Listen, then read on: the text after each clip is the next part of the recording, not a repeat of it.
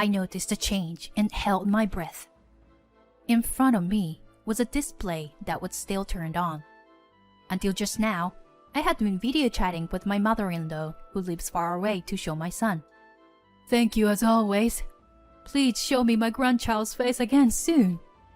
The call, which was supposed to end with such a pleasant goodbye, did not disconnect, and my mother-in-law's face remained on the screen. She must have made a mistake with the operation. I couldn't help but give in to my mischievous curiosity and wondered what my mother-in-law usually does. Taking advantage of her not noticing, I watched the screen that remained connected for a while. Then suddenly, a figure approached behind my mother-in-law. Huh? She lives alone, does she? As soon as the identity of the figure was clearly shown on the screen, my heart skipped a beat. Wait, is that? Without delay, I screamed. Behind you! What? My name's Cindy, a 36-year-old mother and a former housewife. The reason former is attached, it's simple. I got divorced from my husband. To put it bluntly, my ex-husband Drew is a complete jerk. Marrying him was nothing but a mistake of youth. Were there any happy times during our few years of marriage? Even if there were, they were not with Drew. I was happy when our son was born. But Drew wasn't even present at the birth. He was out drinking at a bar. The real problem wasn't alcohol, though. He was also addicted to gambling. He had no interest in our child's growth and would find opportunities to gamble. He only paid attention to our son when he won big and felt good about himself. If we had worked, even though he was a guy like that, things might have been somewhat better. But the money Drew used for his drinking and gambling was all earned by me. No matter how angry I got, he would take cash out of my wallet and go out. When he couldn't find any money, he would just drink himself to death at home. Of course, I thought about divorcing him many times. If it were just me, I might have run away and started my life over, but it's difficult with a child. My parents have already passed away, and I don't even have money to hire a lawyer. There is nowhere to return to. So I held back my tears and left my young child at the kindergarten, working as a clerk during the day and doing work-at-home jobs at night, sacrificing my sleep time. I felt like I was reaching my limit every day, living such a shitty life. But there was someone who saved me from that.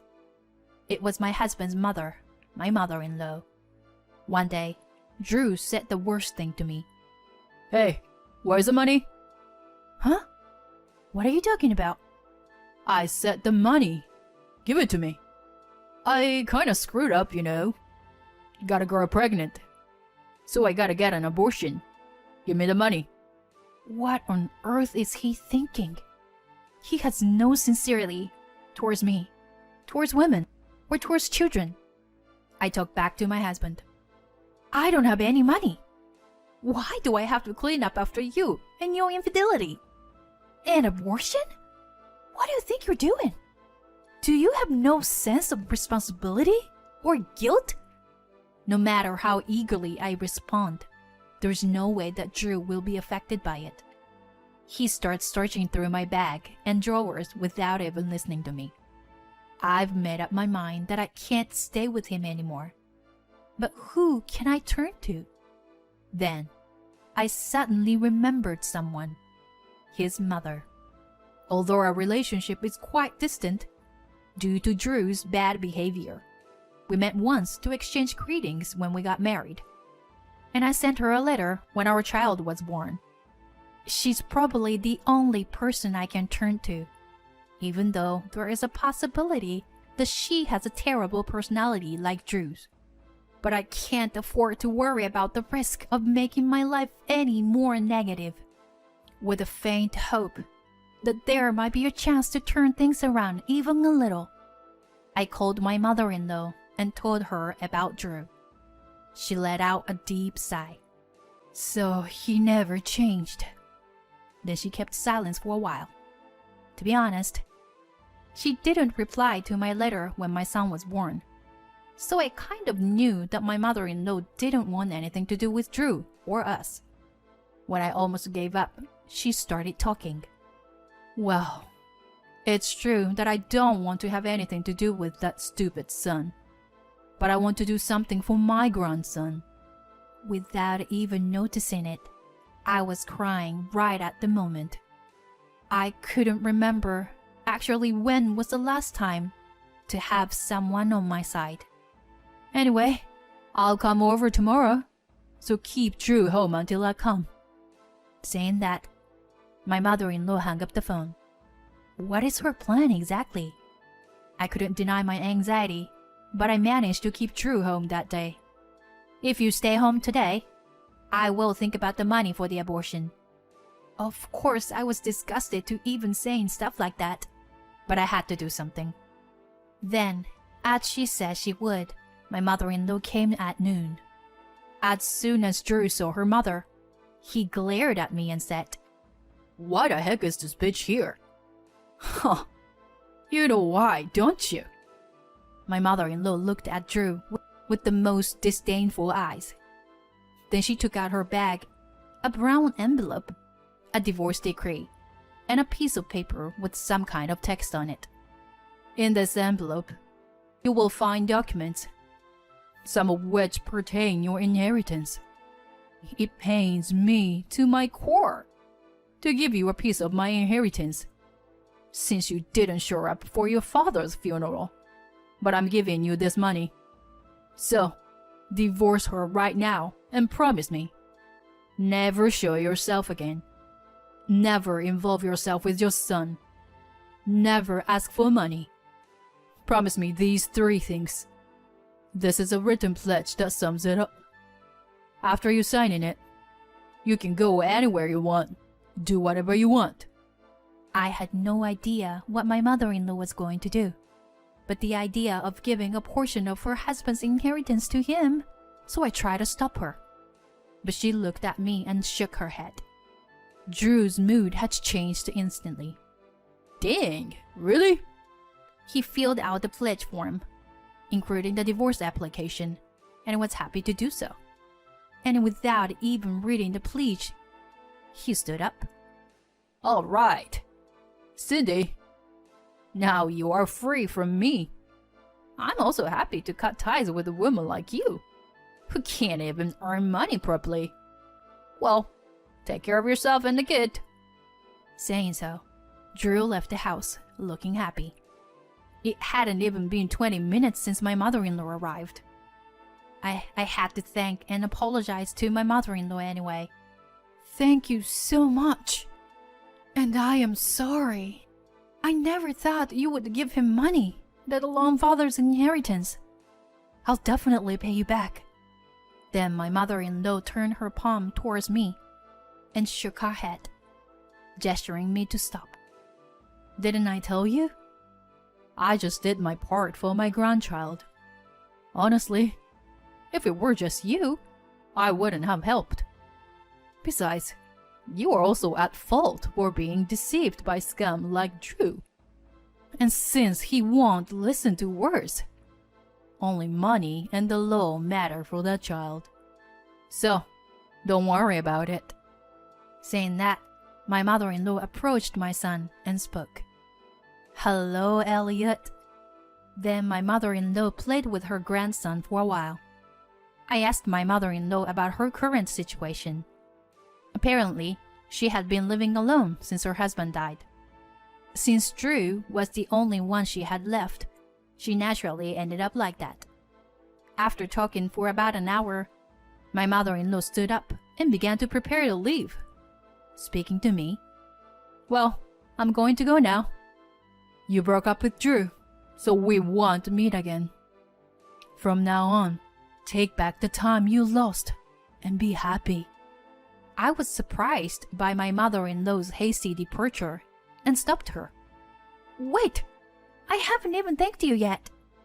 And I don't know what to do from here. And besides, breaking up with Drew, doesn't mean I have to break ties with you. If it's okay with you, would you like to live with us? Looking back, it seems like a pretty brazen proposal. Even though I made her pay to break up with Drew, it wouldn't be strange if she thought I was trying to live with her to save on rent. My mother-in-law, however, didn't seem to have such a suspicion. Thank you. She said so, but she didn't seem very enthusiastic about living together. The only thanks you can give me is to raise my cute grandchild properly. Money is not the only thing you can pay me back with. I know you are kind enough to offer to live together, but where I live is too rural to consider my grandchild's future. So, it's okay to continue as we are. My mother-in-law left with those words. Since then, I've been living comfortable days that felt like a lie. But I still couldn't stop thinking about my mother-in-law. Certainly, I understand that raising my son well will be a way to repay my mother-in-law's kindness. After all, breaking up with Drew was also for the sake of her son. But at the moment, I was thinking if there was something else I could do. Suddenly, I heard the words video call while watching TV. This is it. My mother-in-law cares deeply about her grandson, and I want to show her his growth from now on. So I decided to buy a computer as a gift to enable video calls with my mother-in-law. I was able to give the gift to my mother-in-law faster than I had expected. Even though my working hours had not changed, with Drew gone, it became much easier to save money. I visited my mother-in-law's house to set up the computer and internet. At first, my mother-in-law tried to decline, saying that she didn't want me to go through the trouble. Because raising my son well is my way of repaying you, right? If that's the case, it's strange that you can't see my grandson, isn't it? Even my mother-in-law couldn't resist the desire to see her grandchild. So, I forcefully convinced my mother-in-law. As proof of this, my mother-in-law, who had slightly impaired hearing, was happy to use headphones and adjust the volume during video calls, making it easier to hear her grandson's voice. Since then, I have been video calling my mother-in-law several times a month. I feel like we've grown closer than before.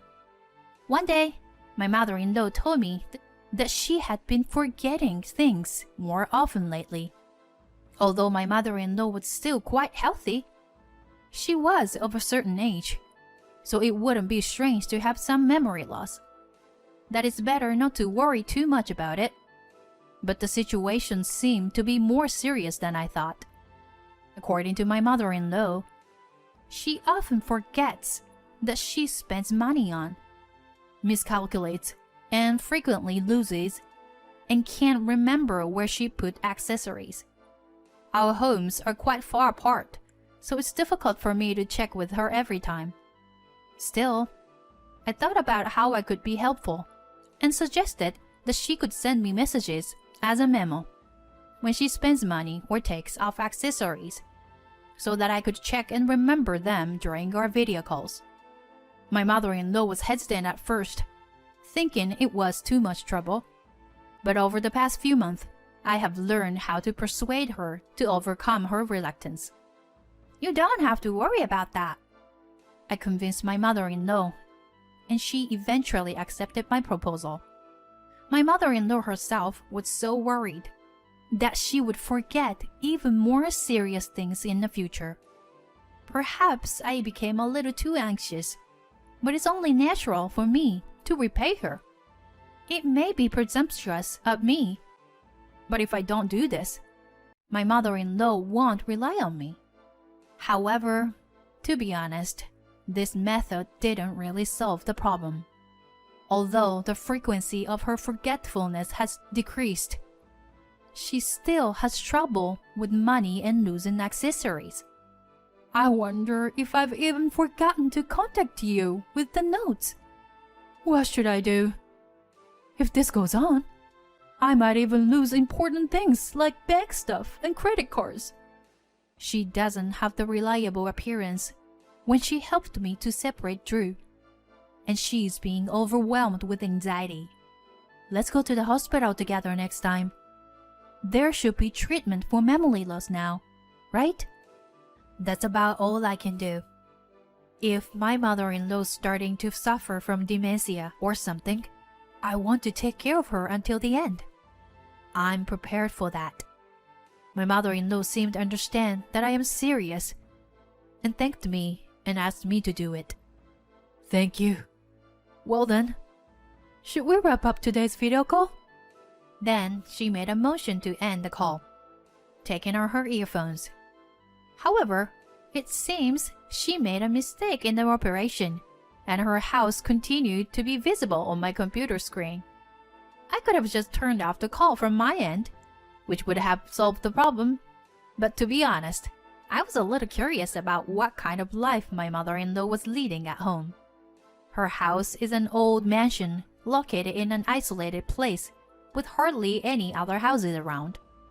Since my mother-in-law lives alone and has no need for security, she leaves the gate at the entrance and the doors inside the house wide open. Therefore, even the camera on my computer can show a glimpse of the rooms in the back. As I was thinking about how large the house was out of curiosity, I saw something moving other than my mother-in-law. At first, I thought it might be due to the internet environment causing the screen to be distorted, but it was definitely a human shadow. The shadow was moving from room to room, trying not to be noticed by my mother-in-law. And then I realized who it was. It was my ex-husband, Drew. He was rummaging through the dresser, stuffing my mother-in-law's accessories and money into his pockets. I was shocked, but I knew I couldn't let this go on, so I shouted to my mother-in-law, "Behind you!" "What? What's going on?" But it wasn't just the mother-in-law who heard my voice. Drew also shouted, "Damn it! They found out!" The mother-in-law turned around and shouted at Drew, "Wait! You jerk! Don't you have no sense of decency?" While she shouted, she chased after Drew. I couldn't just stand there and do nothing, so I called 911 and explained the situation. They dispatched police officers to the scene. As a result, Drew was caught by the police officer and taken into custody. During questioning, a part of the mother-in-law's accessory was found. We were able to prove that Drew had taken those items from the mother-in-law's house using the message history between me and the mother-in-law. Drew's confession to the police revealed that he had stolen money and accessories from the mother-in-law's house multiple times. The reason for the crime was that he was constantly nagged for money. It turned out that the boyfriend of the woman who had been impregnated by Drew was a gangster member. When he found about the abortion, Drew suffered a great deal. He was also constantly asked for money, such as for consolation money, and the inheritance he received from his mother disappeared quickly. He hadn't come to my house because of the contract and because he thought I didn't have any money. Also, as a result of Drew's arrest, the gangster member was also arrested. After some time, Drew was sentenced to prison. I visited him with my mother-in-law once. "Hey, Mom, please forgive me. I did it because I was pressured into it. Can we withdraw the criminal complaint even now? Huh? Please, this is dangerous here. It's some kind of mistake.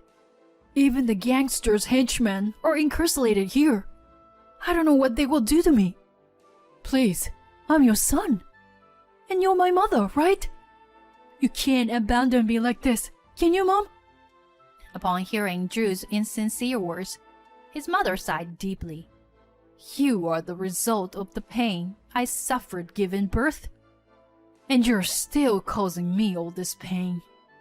Everything. It's all your fault, son. If you understand, Then, quietly reflect on your actions in prison." After saying this, she asked me to leave the visitation room and went out. As a follow-up, I had my mother-in-law undergo a memory test at the hospital to be safe. The result was a temporarily memory loss caused by stress. Since Drew's arrest, there were no more incidents of stolen memory or lost accessories, and the forgetfulness gradually subsided. I still regularly have video calls with my mother-in-law. If I hadn't broken up with Drew at that time, my son might have become the son of a criminal. I am sincerely grateful to my mother-in-law for preventing that possibility. I will repay her kindness by loving and raising my son well. I made that promise in my heart while looking at my son's sleeping face.